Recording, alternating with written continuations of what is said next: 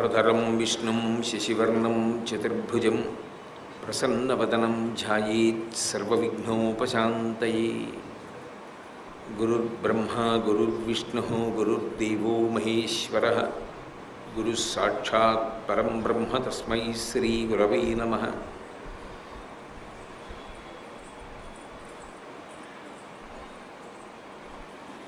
व्यासाय विष्णुरूपाय व्यासरूपाय विष्णवे नमो वै ब्रह्मनिधये वासिष्ठाय नमो नमः। कूजन्तं राम रामीति मधुरं मधुराक्षरम् आरुह्य कविताशाखां वन्दे वाल्मीकिकोकिलं। श्रुतिस्मृतिपुराणानाम् आलयं करुणालयं नमामि भगवत्पादशङ्करं लोकशङ्करं।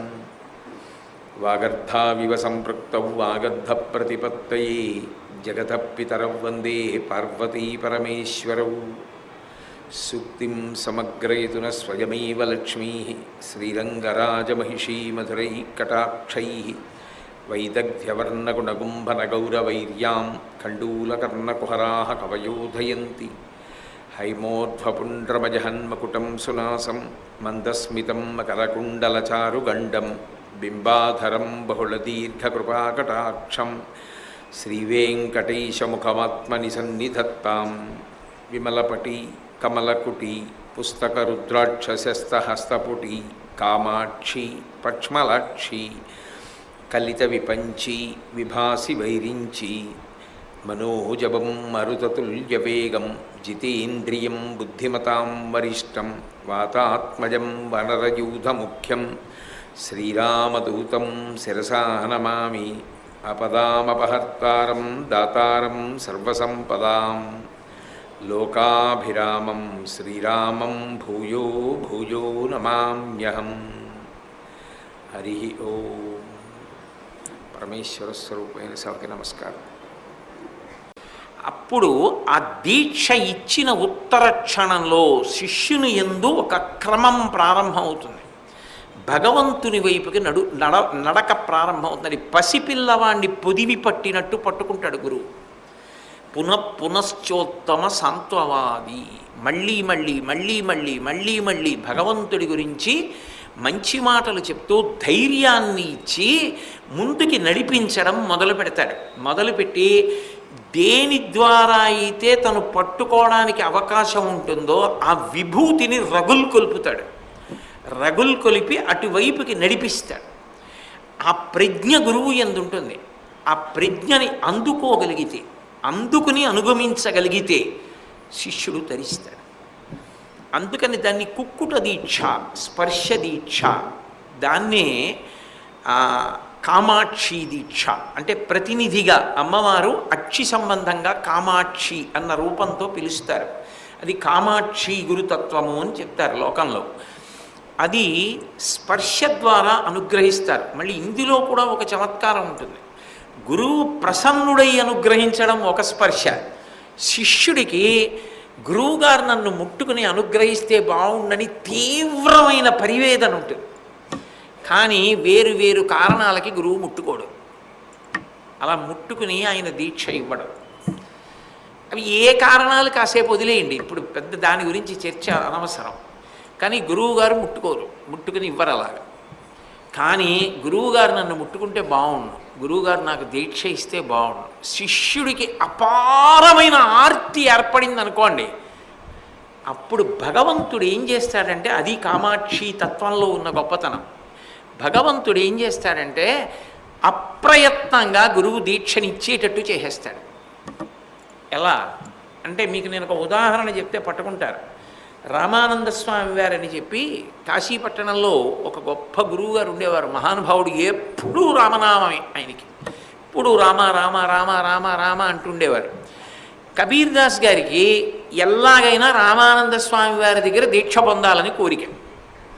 కానీ వారికి ఏదో సంప్రదాయపరమైన అభ్యంతరాలు ఉన్నాయి. వారు సనాతన ధర్మానికి చెందినవారు కాదు, వారు వేరొక చోట పుట్టారు అని నియమం ఉండడంలో రామానంద స్వామి వారు నాకు ఇస్తారా దీక్ష, నేను అడిగితే మాత్రం కుదురుతుందా అని ఆయనకు అనుమానం. కానీ ఎలాగైనా రామానంద స్వామి వారు తనని ముట్టుకుని దీక్ష ఇవ్వాలి, స్పర్శ దీక్ష తనకు అనుగ్రహించాలని లోపల ఆర్తి ఎలా ఆలోచించారు? తెల్లవారుజామున సూర్యోదయానికి 2 గంటల ముందు బ్రాహ్మీ ముహూర్తం అంటారు, బ్రహ్మముహూర్తము అని. 2 గంటల ముందు మొదలవుతుంది. ఆ సమయంలో స్నానం చేయడానికి పెడతారు గురువుగారు గంగానదిలో. రామానంద స్వామి గారు ఆయన ఏం చేశారు, మెట్లు దిగుతారు కదా గంగా స్నానానికి, ఒక మెట్టుకి పక్కకి పైకి కనపడకుండా బాగా అంచుకి పడుకున్నాడు కబీర్దాస్ గారు. ఆయన గంగ దాకా వచ్చారు. గంగను చూసేటప్పటికి పరవశం, ఆ పవిత్ర వస్తువులు చూసేటప్పటికి ఆ పరవశం గురువులు చంటి పిల్లల్లా ఉంటారు. మారేడు దళాలు మాలిస్తే చంద్రశేఖరేంద్ర సరస్వతి స్వామి గారు తల మీద చుట్టుకు పెట్టుకుని ఎవరో గంగ చెంబు తెచ్చారు. దాన్ని ఏదో చుట్టకుదురు చుట్టుకుని పాల చెంబు పట్టుకెళ్ళే వాళ్ళ నెత్తి మీద పెట్టి కూర్చున్నారు కొంతసేపు అలా. ఎందుకని వెలిగిపోతే ఏమవుతుంది? గంగ మీదడిపోతుంది, అంతే కదా. దానికి ఏమవుతుంది?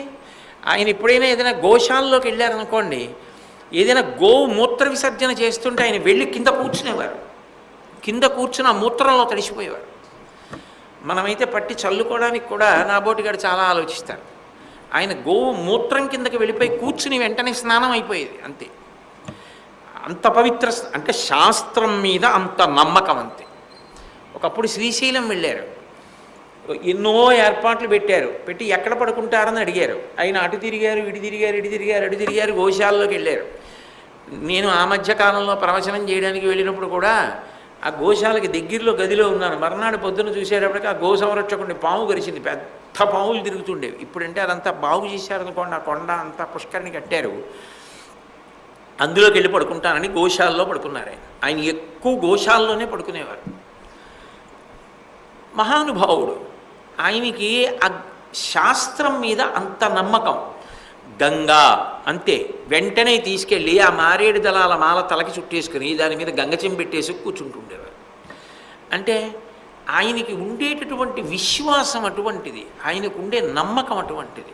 అలాగే గంగ చెంబు చూస్తే మహాస్వామి వారు మురిసిపోయినట్టే రామానంద స్వామి వారు స్నానాన్ని మళ్ళీ వెనక్కి వస్తుండాలి మీరు. రామానంద స్వామి వారు కాశీలో గంగా స్నానానికి వెడుతున్నారు, గంగ దాకా వచ్చారు. గంగని చూడగానే రోజు స్నానం చేస్తున్నా ఓ పరవశం. అబ్బా గంగా అంటే బాహ్య స్మృతి బాగా తప్పిపోయి గంగను చూస్తూ మెట్లు దిగిపోతున్నారు. అది దిగిపోతూ ఉండడంలో మెట్టుకి మధ్యలో అంచు దగ్గర కబీర్దాస్ గారు నిశ్శబ్దంగా పడుకున్నారని ఆయనకి తెలియదు. ఆ కాలిళ్ళి ఆయన మీద పడింది. పాదంతో తొక్కారు కదా, పాదంతో శరీరాన్ని తొక్కారు కాబట్టి స్పర్శ దీక్ష.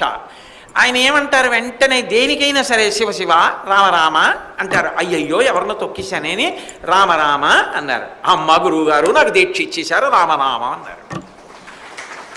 అనుగ్రహం అయింది, గురుత్వం సిద్ధించింది కబీర్దాస్ గారికి. అంటే ఒక్కొక్కసారి ఏమవుతుందంటే గురువు శక్తివంతుడు కాకపోవచ్చు, కానీ శిష్యుడికి ఉన్న నమ్మకానికి గురువు అయిపోతాడు. అందుకే అక్షరాభ్యాసం నిజానికి వైదిక ప్రక్రియ కాదు, కానీ అక్షరాభ్యాసం చేసేటప్పుడు అది దిద్దించడం తండ్రి దిద్దిస్తాడు మొట్టమొదటి అక్షరాలు. ఎందుకని అంటే తండ్రి సహజంగా పిల్లవాడికి గురువు. నమ శంకరాయ చ మయస్కరాయ చ నమ శివాయ చ శివతరాయ చ శంకరోతీతి శంకర. తండ్రే శంకరుడు. అందుకే తండ్రే అక్షరాభ్యాసం చేయించాలి. నిజంగా చెప్పాలి అంటే వాళ్ళని వీళ్ళని దిద్దించమని అడగకూడదు, తండ్రి చేయించాలి. అంత నమ్మకం ఉంటే వచ్చిన వారు అక్షతలు వేస్తారు పెద్దలంతే. కాబట్టి మయస్కరాయచ, వాడు అదృష్టవంతుడైతే తర్వాత మళ్ళీ దీక్ష తీసుకుంటాడు, ఉపదేశాన్ని పొందుతాడు. అప్పుడు ఏమైంది, తండ్రి శక్తి, తండ్రి అంత బాగా చదువుకున్నవాడు కాదు, కానీ తండ్రి దైవం, నాకు అక్షరాభ్యాసం చేశాడని నమ్మగలిగితే భగవతియే తండ్రి ద్వారా అనుగ్రహాన్ని కటాక్షించేస్తుంది. అందుకే తన గురువు, తనకి గురి ఉండాలి. తనకి గురి లేదు, అవతలవాడు ఎంత శక్తివంతుడైనా తనకి గురువు కాలేడు. తనకి గురి ఉంటేనే గురువు అవుతాడు.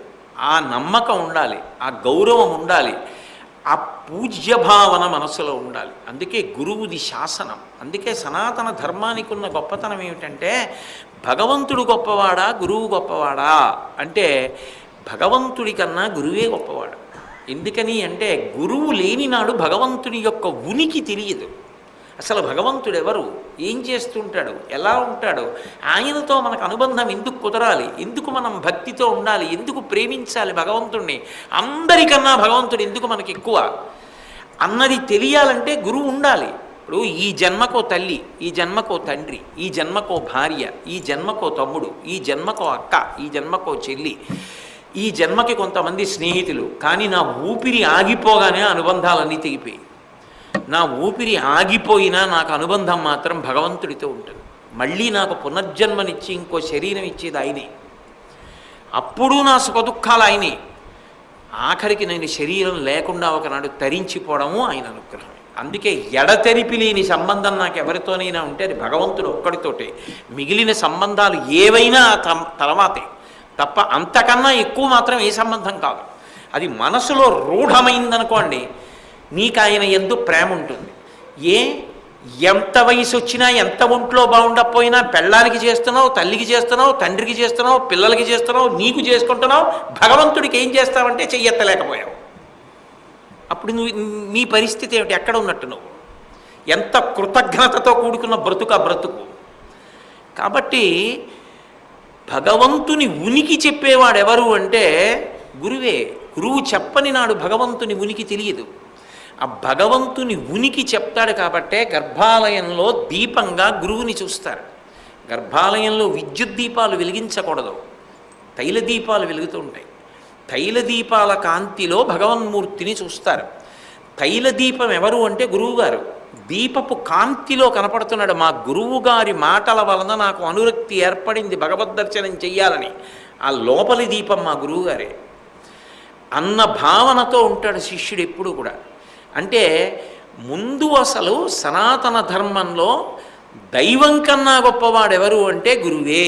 అందుకే మీరు ఏ పూజ మొదలెట్టండి, ముందు గురు ప్రార్థన ఉంటుంది. వినాయకుడు కూడా దైవమే కాబట్టి నిజానికి ముందు వినాయక ప్రార్థన చేయాలా, గురు ప్రార్థన చేయాలా అంటే యథార్థంగా చెప్పాలి అంటే ముందు గురు ప్రార్థన చేసి వినాయక ప్రార్థన చేయాలి. అయితే సంప్రదాయంలో అలవాటైపోయి ముందు వినాయక ప్రార్థన చేసి గురు ప్రార్థన చేస్తున్నాం, కానీ నిజానికి ముందు గురు ప్రార్థన చేసి వినాయక ప్రార్థన చేయడమే శాస్త్రసమ్మతమైనటువంటి విశేషం. అయినప్పుడు గురువుగా ఎవరొచ్చి ముందు భగవంతుడి గురించి చెప్పాలి? అందుకని ఏం చేశారంటే సనాతన ధర్మంలో భగవంతుడే గురువుగా వచ్చాడు. అది విచిత్రం. తానే గురువుగా రాకపోతే తన గురించి చెప్పేవాడెవరు? అక్కడ మొదలవ్వాలి. అందుకే గురువు ఎవరు అంటే గురు పరంపరలో ముందు ఎవరు అంటే నారాయణ సమారంభాం, లేకపోతే సదాశివ సమారంభాం, నారాయణం పద్మభువం వశిష్టం శక్తించ తత్పుత్ర పరాశరంచ వ్యాసం శుకం గౌడపాదం మహాంతం. పరంపరలో మళ్ళీ అలాగే భగవత్ స్వరూపాలే వచ్చేసాయి. అందుకే మీరు చూడండి, అమ్మవారు గురుమండల రూపిణి. అమ్మవారు గురువు. చిత్రం ఏమిటో తెలుసా? మరి శిష్యుడు ఎవరవుతారు? అప్పుడు గురువు భగవంతుడు అయ్యాడు, అప్పుడు శిష్యుడు ఎవరు అంటే భగవంతుడే శిష్యుడు కూడా అవుతాడు. లేకపోతే అసలు మొదట శిష్యధర్మం ఎలా తెలుస్తుంది లోకానికి? అందుకని మళ్ళీ భగవంతుడే శిష్యుడిగా ఉంటాడు. అమ్మవారే గురువు, అమ్మవారే శిష్యురాలు. ఎక్కడో తెలుసా? జంబుకేశ్వరంలో. అందుకే అమ్మవారు కళ్యాణం తీసుకోదు. అమ్మవారు అక్కడ ఏం చేసిందంటే శంకరుణ్ణి గురువుగా పెట్టుకుని గురువుగారి దగ్గర ఉపదేశం పొందింది. జంబుకేశ్వరం అమ్మవారు శిష్యురాలిగా కూర్చున్న క్షేత్రం. అలాగే అమ్మవారే గురువై కూర్చుంటుంది. అమ్మవారే గురువై కూర్చుని శంకరుణ్ణి అనుగ్రహిస్తుంటాడు. శంకరుడు అమ్మవారికి గురువై కూర్చుని అనుగ్రహిస్తుంటాడు. శంకరుడు అమ్మవారికి శిష్యుడు అవుతూ ఉంటాడు. శ్రీ మహావిష్ణువు కృష్ణుడు జగద్గురువుగాడు. కృష్ణం వందే జగద్గురుం. అందుకే అర్ధరాత్రి వచ్చాడు అజ్ఞాతపు చీకట్లు పోగొట్టడానికి. శంకరుడు ఎవరు? అర్ధరాత్రి శివలింగం వచ్చింది, జ్యోతిర్లింగం. అంటే ఏమిటి దాని అర్థం? అజ్ఞాన దాహకత్వం చేయడం కోసమే అర్ధరాత్రి వేళ వచ్చింది. అంటే చీకట్లు పోగొట్టడానికి, అజ్ఞానం పోగొట్టడానికి శివుడు గురువు అయ్యాడు. సుబ్రహ్మణ్యుడు గుహ అంటారు ముత్తుస్వామి దీక్షితారు వారు. ఆయన గొప్ప గురువు స్వామినాథన్. స్వామిమలైలో గోచీ పెట్టుకుని నిలబడి ఉంటాడు వైరాగ్య భావనతో. గొప్ప గురువు. శంకరాచార్యులు వారు సుబ్రహ్మణ్యుడిని గురువుగానే స్తోత్రం చేశారు సుబ్రహ్మణ్య భుజంగ స్తోత్రంలో.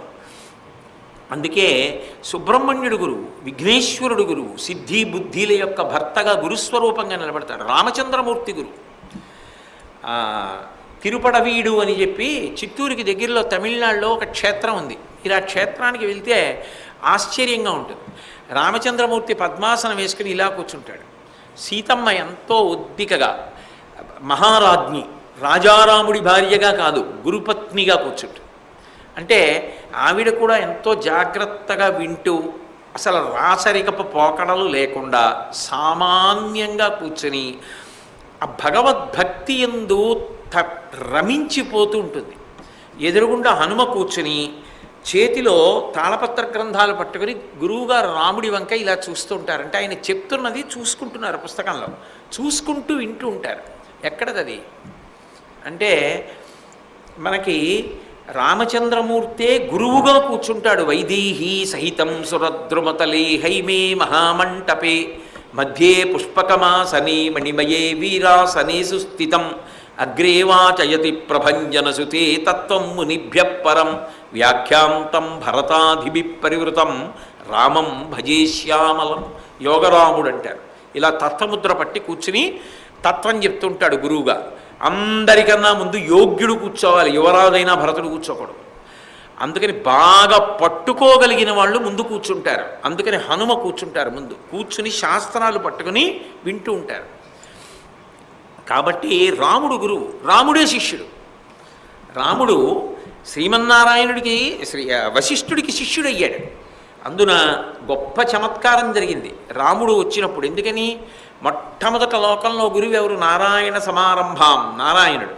నారాయణుడి తర్వాత జగద్గురువు ఆయన కుమారుడే బ్రహ్మగారు. నారాయణం పద్మభువం, పద్మభువం తర్వాత ఎవరు? వశిష్టం, బ్రహ్మగారి కొడుకు కాబట్టి వశిష్ఠుడు జగద్గురువు. ఇప్పుడు నారాయణుడు వశిష్ఠుడికి ఏమవుతాడు? వశిష్ఠుడికి గురువుగారు బ్రహ్మగారు, బ్రహ్మగారికి గురువుగారు నారాయణుడు. కాబట్టి ఈ వశిష్ఠుడికి నారాయణుడు పరమగురువు అవుతాడు. పరమగురువు పేరెత్తగానే ఆయన గురువుగారు ఇద్దరు కలిసి నమస్కారం చేయాలి. ఇప్పుడు ఆ నారాయణుడు ఏమయ్యాడు? రాముడిగా వచ్చాడు. రాముడిగా వచ్చి వశిష్ఠుడి దగ్గర నిలబడి నమస్కారం చేశాడు. నమస్కారం చేసి పాఠం నేర్చుకున్నాడు. అంతే. శిష్యుడిగా వస్తే పరమగురువే శిష్యుడిగా వచ్చిన గురువు దగ్గర మాత్రం రెండు చేతులు జోడించి నేర్చుకోవాలి. సర్వే వేదవిద శూరా సర్వే లోకహితే రతా సర్వే జ్ఞానోపసంపన్నా సర్వే సమునితా గుణై. విశ్వామిత్రుడి దగ్గరికి వెడితే శాసనం చెయ్యమని అడిగాడు. నన్ను మీరేదో ఇది చేసి పెడతారా, అది చేస్తారా, కొంచెం వీలవుతుందా, అలా అడక్కండి. ఇమౌస్మ మునిషార్దూలా, మేము ఓ మునిషార్దూల మేము వచ్చి నిలబడ్డాం. శాసనంకరవామకిం, ఎలా యథేష్టం వై, మీకు ఎలా శాసనం చేయాలనంటే అలా శాసనం చేయండి. ఈ పని చెప్పచ్చా, ఈ పని చెప్పకూడదా, అలా ఆలోచించద్దు. గురువు అలా ఆలోచించకూడదు. శిష్యుణ్ణి భృత్యుడి కింద శాసించి చెప్పాలి. అందుకే లోకంలో ఎవరు చెప్పిన సలహా గురువు చెప్తే శాసనం అంతే. ఎవరికి? ఆయన గురువు అన్న నమ్మకం ఉన్న వాళ్ళకి. అంటే గురువుగారిని పిలిచిన వాళ్ళందరికీ కాదు. అలా ఉండదు. ఉత్తినే లోపల నవ్వుకోవాలంతే. అలా నిజంగా పిలిచిన వాళ్ళందరికీ ఆయన గురువు కాడు. అలా నమ్మకం ఉన్నవాడు నిజానికి ఎక్కడో ఎవడో ఉంటాడు. ఒక్కొక్కసారి ఎందుకనమాట మనం శ్రమపడినా ఊళ్ళు తిరుగుతున్నాం అని అనిపిస్తూ ఉంటుంది. ఎందుకని అంటే చాలా చమత్కారంగా ఉంటుంది. కొన్ని సంవత్సరాల కాలం నుంచి మనం ఉన్న చోట ఉంటూ మన చుట్టూ తిరుగుతున్న వాళ్ళు పట్టుకోనన్ని విషయాలు ఒక్కొక్క ఊరు వెళ్ళినప్పుడు వాళ్ళు దగ్గర కూర్చుని మాట్లాడుతుంటే, మీరు అందులో చెప్పిన ఈ విషయం నా జీవితాన్ని మార్చింది, మీరు అందులో చెప్పిన ఈ విషయం మార్చింది, మీరు ఇందులో ఈ శ్లోకానికి ఇలా అన్వయం చేశారు, మీరు దీని గురించి ఇలా చెప్పారు, దానివల్ల నేను ఇంత మారాను అని చెప్తుంటే, ఓ ఎంత విచిత్రం. ఉన్న చోట ఇన్నేళ్లగా చుట్టూ తిరుగుతున్న వాళ్ళల్లో వీళ్ళు పట్టుకున్న దాంట్లో 1,00,000 వంతు పట్టుకున్నవాడు లేడు. ఎక్కడో ఎవరో ఎప్పుడో వెళ్ళి చెప్తే దాన్ని అంత పట్టుకున్నాడా? అందుక ఈశ్వరుడు మనని పంపించాడు, అందుక తిరుగుతున్నాం. ఈ కారణం ఉంటుందన్నమాట. ఏదో నమ్మకానికి ఎవరి నుంచో వినాలి, ఇందుకు పంపిస్తూ ఉంటాడనమాట అనిపిస్తూ ఉంటుంది. కాబట్టి భగవంతుడే గురువు, భగవంతుడే శిష్యుడు. కృష్ణుడే సాందీపని మహర్షి దగ్గర శిష్యరికం చేశాడు, అమ్మవారు శిష్యరికం చేసింది. శంకరుడంతటి వాడు కొడుకు సుబ్రహ్మణ్యుడి దగ్గర శిష్యరికం చేశాడు. ప్రణవోపదేశం పొందలా, శిష్యుడిగా కూర్చున్నాడు. అందుకని శిష్యుడిగా ఎలా ఉండాలో తెలియాలి అంటే భగవంతుడే చెప్పాలి. గురువుగా ఎలా ఉండాలో చెప్పాలంటే భగవంతుడే చెప్పాలి. అందుకే భగవంతుడే గురువు అయ్యాడు, భగవంతుడే శిష్యుడయ్యాడు, భగవంతుడే భగవంతుడుగా ఉన్నాడు. అలా మీకు ఎక్కడా కనపడదు. అది ఒక్క సనాతన ధర్మంలో కనపడుతుంది. ఎందుకని అంటే అసలు మొదట ఆయన కాకపోతే వెనక పరంపరలో ఎలా వస్తుంది ఆ జ్ఞానం? అది ఎలా ప్రవహిస్తుంది? ఎందుకనంటే భగవంతునిగా కృత్యం కన్నా గురువుగా కృత్యం గొప్పది. అందుకని గురువుగా భగవంతుడే మొదట కూర్చుని అనుగ్రహించాడు కనుకనే స్పర్శ దీక్ష విషయం దగ్గరికి వచ్చేటప్పటికి కూడా కామాక్షి స్పర్శ దీక్షకి మొదటి దేవత అయింది. ఎందుకని అంటే ఆమె అనుగ్రహించిన నాడు పాదములను తల మీద ఉంచి అనుగ్రహిస్తుంది. మహాత్ముల్ని అనుగ్రహించింది. ఎప్పుడు అనుగ్రహించింది తెలియదు. ఎందుకని అంటే మీకు నేను ఈ విషయం చెప్తున్నప్పుడు ఒక మాట చెప్పాలి. ఒకప్పుడు చంద్రశేఖరేంద్ర సరస్వతి స్వామి వారు మహావృద్ధులైపోయి ఆయన ఏది మాట్లాడినా ఎక్కడ ఒక అక్షరం కూడా అనవసరపు మాట దొల్లదు. అది ఆయన గొప్పతనం. అంత గొప్ప స్వరూపం. పరమేశ్వరుడు నడిచాడు ఈ భూమి మీద. ఆయన ఒకసారి ఎవరో మాట్లాడుతుంటే ఓ మాట అన్నారు, మా అన్నయ్యని నువ్వు శారీరకంగా పో అంది కామాక్షి, నన్ను మానసికంగా పో అంది. ఒక కొడుకు శారీరకంగా పోయాడు, నువ్వు మానసికంగా పో అంది అన్నారు. అది పట్టుకున్నారు. ఎప్పుడండి, ఎవరినంది, ఎందుకంది అని వదిలిపెడతారా? ఇంకా ఒక్కసారి నోరు జారి ఆ మాట అంటే పట్టుకుని ఆయన దగ్గరికి వచ్చి ఏ కొడుకుని శారీరకంగా పొమ్మంది, ఏ కొడుకుని మానసికంగా పొమ్మంది? మేము అనుకోవడం మహాదేవేంద్ర సరస్వతి స్వామి వారిని శారీరకంగా పొమ్మంది, మిమ్మల్ని మానసికంగా పొమ్మంది.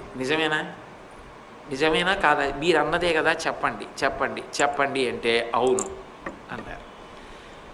ఎలా అన్నారు? వాడు కర్మిష్ఠి, ఆయనకి అన్నగారే వరసకి. ఎందుకంటే పెద్దమ్మగారు అబ్బాయి మహాదేవేంద్ర సరస్వతి స్వామి వారు 67వ పీఠాధిపతి. మహాకర్మిష్ఠి, కించిత్ తేడా రాకూడదు అనుష్ఠానంలో. నువ్వు ఈ ప్రపంచంలో తాళలేవు, నువ్వు తట్టుకోలేవు. వీళ్ళు కాలం మారిందంటారు. కాలం మారలేదు. సూర్యోదయం తూర్పునే అవుతోంది, సూర్యాస్తమయం పశ్చిమానే అవుతోంది. శ్రావణ భాద్రపదాల్లో వర్షాలు పడుతున్నాయి, నదులకు వరదలు కూడా వస్తున్నాయి. లేవని వాడివి నువ్వు, చెయ్యని వాడివి నువ్వు, ధర్మం వదిలిన వాడివి నువ్వు. కాలం మారిందంటావు ఎందుకు? కాలం ఏం మారలా. వసంత ఋతువులోనే మామిడి చెట్టు కాయగాసింది, ఉగాది వచ్చినప్పుడే వేప చెట్టు పువ్వు పూసింది, కోయిలు అప్పుడే పాట పాడింది. ఆనాటి నుంచి ఈనాటికి ఏనుగు మాత్రం ఎప్పుడూ ఆకులు అలమలై తింటోంది. ఆనాటి నుంచి ఈనాటికి సింహం మాంసాహారమే తింది. మారింది ఎవరైనా ఉంటే నేను మారాను. కాలం మారిందంటావు ఎందుకు? నేను మారానని చెప్పు. నువ్వు మారానని చెప్పడం మానేసి కాలం మారిందని కాలం మీద తోసి భోగం అనుభవించడానికి ప్రయత్నిస్తావు ఎందుకు? కాలం ఏం మారలేదు. కానీ అలాంటి రోజుల్లో, ఇలాంటి పోకడలు వచ్చేసినటువంటి రోజుల్లో ఇమడలేవు, వద్దులే, శారీరకంగా పో, నాలో కలిసిపో అని మహాదేవేంద్ర సరస్వతి స్వామి వారు వారం రోజులు కూడా పీఠాధిపత్యం చేయలే. అమ్మవారిలో కలిసిపోయారు. నన్ను మానసికంగా పో అంది. ఎందుకని? ఆయనకి నిజానికి గురువు లేరు శరీరంతో. అకస్మాత్తుగా మహాస్వామి వారు అంత గొప్ప స్థితికి ఎలా వెళ్ళారు? అసలు అంత తపస్సు ఎలా చేశారు? అంత స్థాయి ఎలా వచ్చింది అంటే స్పష్టమైన విషయం ఏంటంటే అమ్మవారు 2 పాదములు మహాస్వామి వారి తల మీద ఉంచి, నువ్వు ఇక నుంచి సన్యాసిగా లోకం కోసం బ్రతుకుతావు, త్యాగమూర్తివై, నీ కొరకన్నది నీకు లేదు. త్యాగేనైకే అమృతత్వమానసహు శతవర్ష శైఖరం, 100 ఏళ్ళు జీవించారు. కాబట్టి గురువే. అటువంటి మహానుభావుడు కామాక్షి అనుగ్రహ సంపన్నులయ్యే ఆ స్థితిని పొందారు. కాబట్టి కుక్కుట దీక్ష అంటారు. అంటే అమ్మవారే ఆ విధంగా అనుగ్రహిస్తూ ఉంటుంది, గురుస్వరూపంగా ఉండి అనుగ్రహిస్తుంది. ఇదంతా ఇందులోంచి చెప్తున్నాను, శుద్ధ విద్యాంకురాకార ద్విజపంక్తి ద్వయోజ్వల. గురు శిష్యుల మధ్య దీక్షాస్వరూపంలోంచి చెప్తున్నానని మళ్ళీ మీరు గుర్తుపెట్టుకుంటూ ఉండాలి వెనక్కి. ఆ తల్లి కుక్కుట దీక్ష ద్వారా అనుగ్రహిస్తోంది. ఆ తల్లే నయన దీక్ష ద్వారా అనుగ్రహిస్తుంది. నయన దీక్ష అంటే మత్స్య దీక్ష అంటారు. అదే మీనాక్షి. మత్స్య అంటే చేప కదా. అంటే మరి జీవశాస్త్రంలో ఏమని చెప్తారు, అది నిజంగా ఏం జరుగుతుంది నాకు తెలియదు. నేను శాస్త్రంలో ప్రతిపాదింపబడిన విషయాన్ని మాత్రమే మాట్లాడుతూ ఉంటాను. చేప గుడ్లు పెడుతుంది. చేప ఎక్కడ పెడుతుంది? చేప ఒడ్డుకొచ్చి పెట్టలేదు, ఎందుకంటే ఒడ్డుకొస్తే చచ్చిపోతుంది చేప. నీళ్ల మీదే పెడుతుంది. నీళ్ళు ఏం చేస్తాయి? కదిలి వెళ్ళిపోతుంటాయి. కదిలి వెళ్ళిపోతున్నటువంటి నీళ్ల మీద గుడ్లు పెడితే పొదగడానికి అవకాశం ఏది? కుక్కుట దీక్షలో ఉంది, స్పర్శ దీక్షలో. ఒక కోడి ఉందనుకోండి, కోడి ఏం చేస్తుంది? అందుకు కుక్కుట దీక్ష అంటారు. పక్షి అంటే మనం కళ్ళతో చూడడం కష్టం. ఎక్కడో చెట్టు మీద పెట్టిందండి, పొదిగిందండి అంటే నేను చూశానా అండి, ఎలా కనపడుతుందండి అనొచ్చు. కుక్కుటం అంటే కోడి. కోడి ఏం చేస్తుంది? గుడ్డు పెడుతుంది. మన ఇంట్లోనే పెడుతోంది కదా. పెడుతోంది, తను పొదుగుతుంది. పొదిగేటప్పుడు ఎంత ప్రేమతో పొదుగుతుందో. రామకృష్ణ పరమహంస గురుతత్వానికి ఇదే చెప్తారు. ఒక కోడి తన గుడ్డు మీదకి పొట్ట పెట్టి పగిలిపోకుండా గుడ్డు ఎంతవరకు బరువు ఆంచాలో అంతే ఆంచి, పొట్ట కింద ఉన్న వేడి పెంకులోకి వెళ్ళి పెంకులోంచి పిండంలోకి వెళ్ళి పిండం పొదగబడి పిల్ల అవుతుంటే, పిల్ల తయారవుతోందని తెలుసుకుని ఆనందపడుతున్నప్పుడు ఆ కోడి పెట్ట కళ్ళల్లో కలిగిన పరవశం ఏ చిత్రకారుడు గీయగలడు? అది స్పర్శ దీక్ష. గురువు శిష్యుణ్ణి తయారు చేసుకుంటున్నప్పుడు అంత ఆనందపడిపోతాడు. ఒక గురువు జీవితంలో గొప్పగా చెప్పుకునేది ఏమిటో తెలుసా?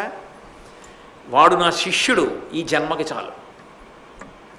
అటువంటి శిష్యుడు ఒక్కడు దొరికాడు నాకు. అందుకే ఇప్పటికీ పీఠాల్లో అంటూ ఉంటారు, పీఠాధిపతిగా నేను ఏం చేశానన్న దానికన్నా ఈ పీఠానికి అర్హుడైన వ్యక్తికి ఉత్తర పీఠాధిపత్యం ఇచ్చాను, నాకు చాలు.